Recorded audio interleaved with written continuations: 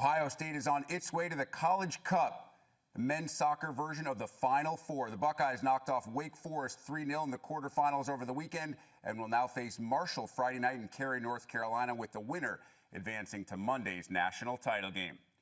In advance of that, we take you to Columbus. Michael Adedokun, the Big Ten Midfielder of the Year, joining us. Michael, before we get to you guys heading to Cary, North Carolina, I want to go back to this past weekend when one of your teammates, Nathan Demian, was shot off campus in an incident in which he was not in an altercation, is in no way a suspect, just a victim of that shooting. And it was shortly after you guys got back from the win over Wake Forest.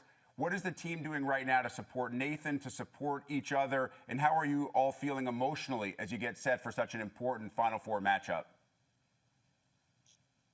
I mean, at first when we heard about the news, everybody was down, but right now the coaches and the university are doing all their possible best just to make sure everybody keep their head straight going into the weekend. So as we get back onto the soccer pitch, I want to take you back to that win over Wake in the quarterfinals. You guys are in charge of the game. You're up 3-0 as the clock is winding down, the final seconds starting to tick away, and you realize that you guys are going to the College Cup. What were the emotions like?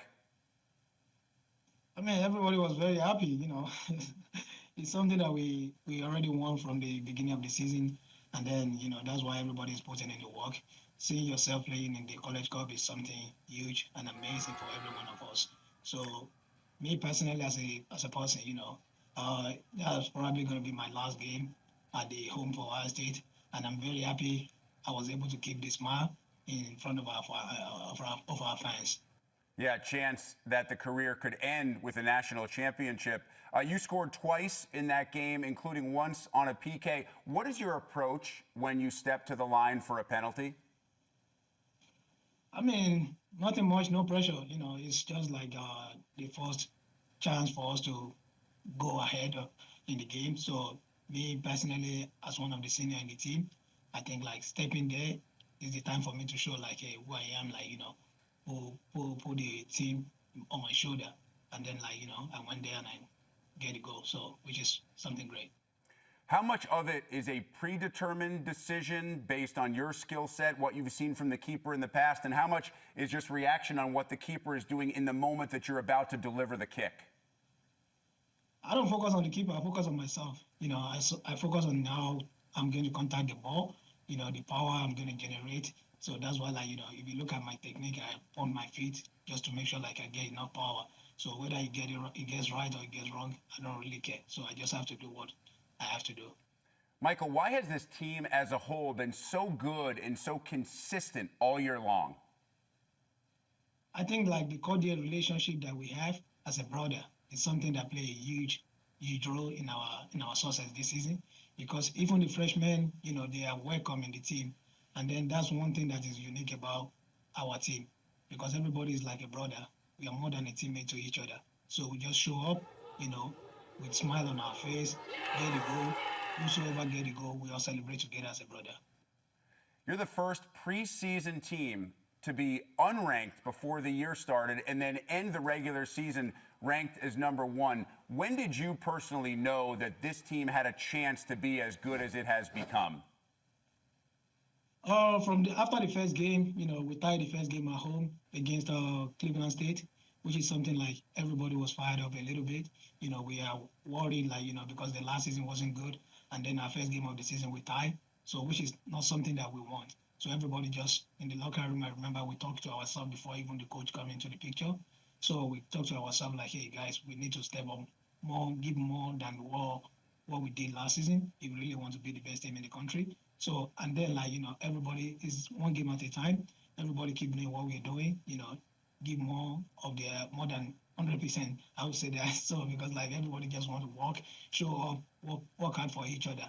And that's what's, really show more on the field that make us one of the best teams in the country. And the next step for one of the best teams in the country, the #1 ranked team, is a Friday night date with Marshall. Now, the Herd are the number 13 seed, so they weren't expected to get here. Obviously, they're playing some very good soccer to be able to reach this stage of the NCAA tournament. In the scouting that you guys have done so far, what can you tell us about the team you'll see Friday night?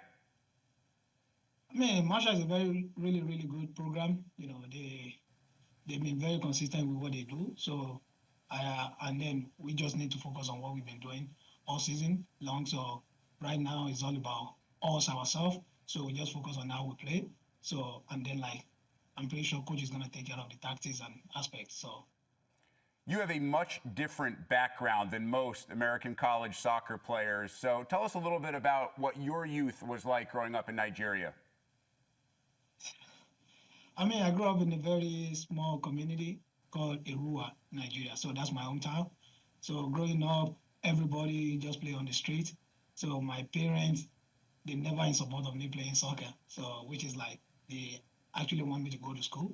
So where I can get my degree, maybe become a doctor, or maybe a lawyer, or maybe like a journalist. So that's what they want. But for me, soccer has been like something that make me happy from when I was small. And then like I started playing. I was part of I joined an academy in my community. Then from my academy, so I went to boarding school like the International College and Sport Academy before I got a scholarship to come to the US to come and play.